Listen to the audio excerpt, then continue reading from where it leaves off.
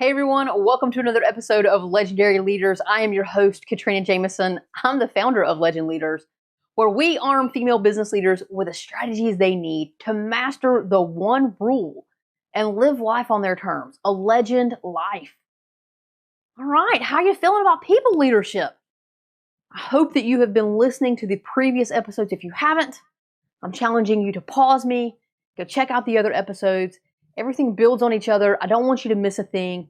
This has been powerful. I've been getting great feedback from all of you that have been listening and tuning in, watching, whatever the case may be. I've been getting great feedback about how this has been so eye-opening. And that is great. That is fantastic. I want you to strengthen this people leadership muscle that you have, because when it is stronger, you're adding more value. You are continuing to master the one rule, and then you are freeing up your time because you have other people out there helping and supporting to then go and live life on your terms, the way that you want to live it. All right, so we've gone through a bunch of exercises. I'm not going to go through all of them. Go check out the other episodes, okay? Don't miss out on this. This is stuff that's good. You're telling me it's good. So let's dive right in. Let's talk about the observations that you've had since thinking about and being more aware of the 6 human needs and the motivators that they are and driving all of us forward. They're really and truly why we do the things that we do. Not the only reasons, but they are the large motivators for what we do, especially at work, right? There are other things that we do in our personal lives that have other motivators, but the 6 human needs go in with our identity, and they help us, reinforce who we say we are. Who are we? We say we're this type of person, that we do these things. And in order to justify how we do those things and why we do those things, we use the 6 human needs and we work to meet those needs, right? Okay, perfect. Now, let's dive into your observations. Let's talk about some things that you may have heard or some things that you probably will hear if you haven't already as you continue to move forward with this understanding, with this new lens of people leadership and listening tools, right? It's all about listening and cluing in. So let's think about some things that you've heard in the business that may clue you in on a need that hasn't been met. Let's think about certainty for a minute. If you give a project to someone, you ask them to do something, or it was something that needed to be done in the business, and you're asking someone to either take on the project, or maybe it didn't get done, and you're following up and asking why. And you're hearing things like, I didn't know how, and I was just really unsure. I didn't know how to move forward, and I was afraid I was going to mess it up. I didn't think I could get it just right, and I really wanted it to be perfect, so I'm taking the extra time to get it right before I execute on it. Or, you really shouldn't give this project to me. I just don't know if I'm the right person. I don't know that I have the skills. So what they're saying right there is they are uncertain. They need certainty to move forward. They need certainty. You must give them certainty in order to be able to move forward. And so what are some things that you commonly say? Probably things like, you know what? I wouldn't have given you this project if I didn't know that you could do it. I wouldn't have asked you to move forward on this if I wasn't going to be right beside you the whole time. I'm here. Reach out to me anytime you need it. Okay? I know that you're really striving to get this done. I know the company's asked us to tackle this. I get it. I respect why you've waited. I acknowledge that. But we can't wait anymore. You've got what you need. You know you can do this. I know you can do this. Let's go ahead and move forward. Find the words to meet that need of certainty. Give them certainty in their process. Or ask more questions, right? What is it exactly that you're fearful of? What don't you think you know? And then get clearer about that, and then come back around and prove to them that they know it, or give them the information to beef up their confidence, or teach them what they don't know, and then they'll be certain of it, right? But that's certainty. Those are some key words. The next one. Significance. Someone comes in to your office, or they give you a call, or they dial you up on Zoom, and they're like, you know what? I just need to vent for a minute. This is not okay. I did all of the work. Or that was my idea. And so-and-so took it. And they got all the credit. It wasn't okay. That's not fair. I'm not okay with that. Significance, right? They want to feel valued. They want to feel important too. And so one of the things that you can do is, as you are assigning projects, as you're thinking about roles that you want people to play, you can call out their name and say, hey, I gave this to you because I know you can do it, certainty, and you have the best skill set to do this, and I cannot wait to celebrate your success once you've achieved this. Significance. Okay? Now, maybe it's not that. Maybe it is the fact that they want to feel like they've added value and they don't think that they've added value, right? So it could be I'm really having a tough time with this. I don't think that I'm adding the right amount of value here. I don't think that I'm the person that you need for this. Now that's certainty, right? There's doubt there. They need some certainty. They need to clear up the doubt. But the way that you clear up the doubt is by showing them that they are adding value. You are valuable. You can do this. You're the person for this. This is your skill set. This is your wheelhouse. This is your gift. I value that in you. I'm coming to you and giving this to you because it's your gift, right? So that's the way to reinforce on both of those things. You hit both of those needs at once. The other thing that you can do is when you see things that people are doing well, you praise them for it. You show that they're valuable to the team. You give them the significance and meet that. Okay? Now, there will be some people who are like, why is she praising me? What is she do? Why are they giving me this recognition? That feels very uncomfortable. And they don't necessarily want significance in that regard.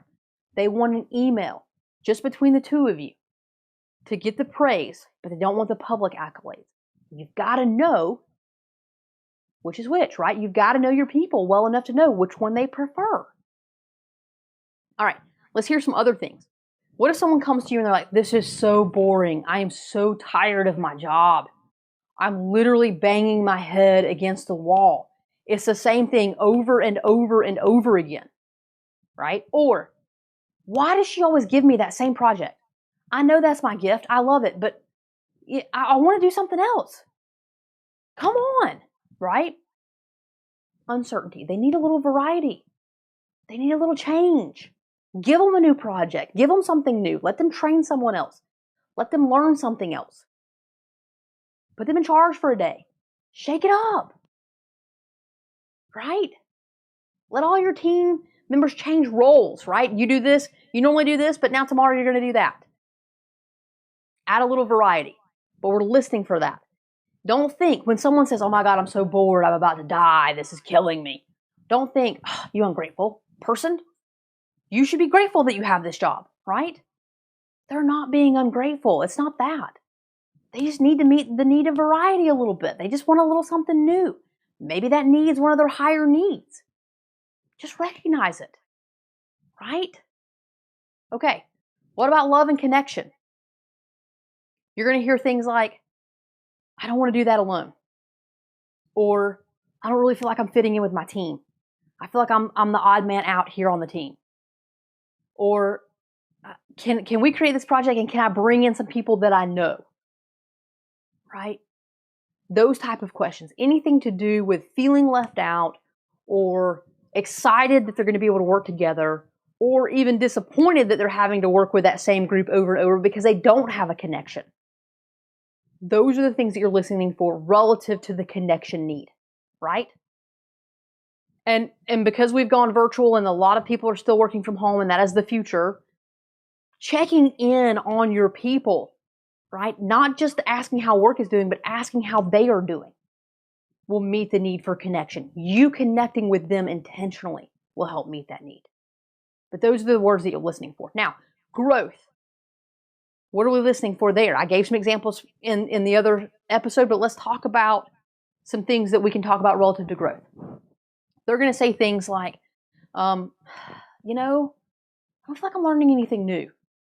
I feel like I know everything in this role. there something else I should be reading? Or is there someone else I can talk to? Can you add another mentor to my slate here? I know I've got this mentor and they're amazing and they're really helping me master the role that I'm in now, but can you help me find another mentor to help me learn this part, right?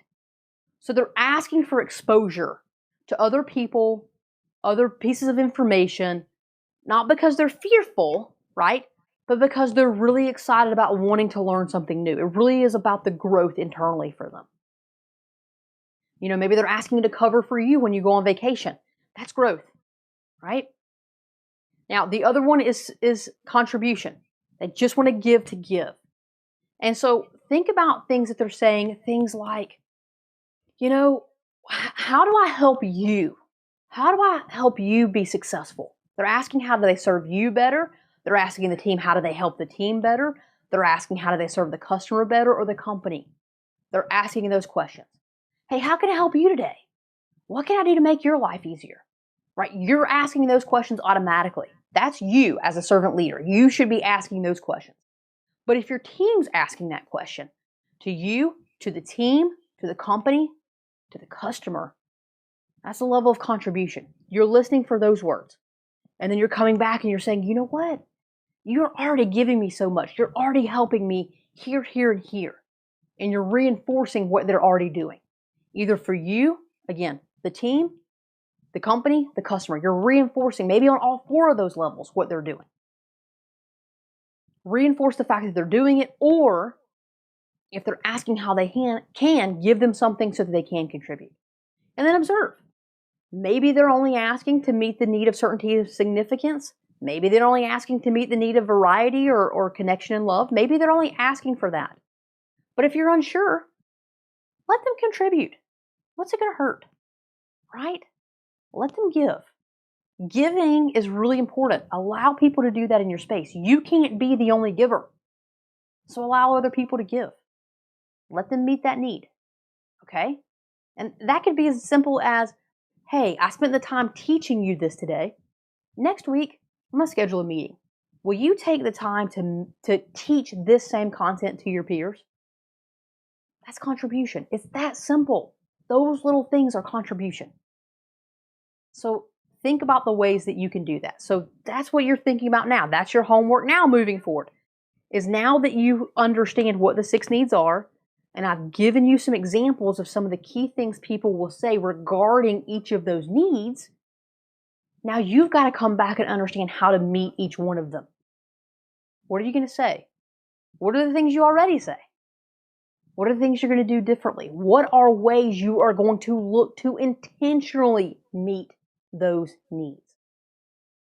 And so your homework is all of the above. Keep applying what you've learned. Keep observing, listening, and seeking to understand who you're working with. And then what I want you to try to understand one-on-one. You can observe in the group, but then I want you to listen one-on-one, and I want you to listen for keywords. What do you think those needs are? What do you think the order of those needs are for each of the individuals that you work with? So that when you connect with them, when you work with them, when you speak to them, and you're helping move them forward, you know what to say and you know how to help them meet those needs, right? Now, the last thing I'll leave you with is this, and this is something really important to understand. When you meet, when an entity, when a person, when something meets at least 3 of those 6 human needs, we as human beings become addicted to that source because it is so good, right? And so what you want to try to do is understand how are you meeting at least 3 of those needs? What's happening? Either you personally or the organization or the team, because they're going to thrive in that environment when those needs are being met. The other thing I want you to think about, and I'll leave you with, is are we meeting other people's needs in a positive way? Is it constructive, not destructive? There are many times in the corporate world that we have our needs met, but it's destructive. And it takes away our time and our livelihood from a joy perspective, right? We don't want to do that. And so make sure, commit today that as you're focused on meeting the needs of your team, that you're going to do it in a constructive, supportive, positive way. Not in a way that continues to help them live in fear so that they'll continue to show up. That's not a good leader. We don't lead out of fear. That's not what we do. We lead from a position of contribution, from a position of service. So assess that. You've got a lot of things to think about. I'm going to leave you with a lot of things, but you've got a week to do it before we get back together and I give you another episode. I believe next week I want to dive into you. We're going to talk about you a little bit and the needs, and we're going to take it a level further about how you can use this, all right? As always, go and be legendary.